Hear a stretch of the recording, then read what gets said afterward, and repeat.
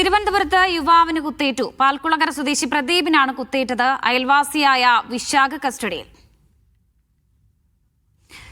Safan V P വിവരങ്ങൾ നൽകും. സഫാൻ, എന്താണ് സംഭവിച്ചത്?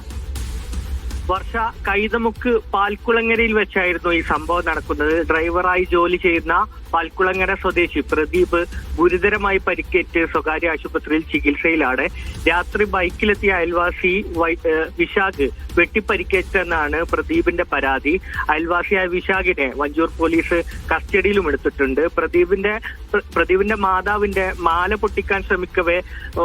പൊട്ടിക്കാൻ ഇയാൾ ശ്രമിച്ചെന്നും ഇത് തടഞ്ഞപ്പോഴാണ് ആക്രമണമേറ്റതെന്നാണ് പ്രദീപിന്റെ കുടുംബം പോലീസിൽ നൽകിയ പരാതി.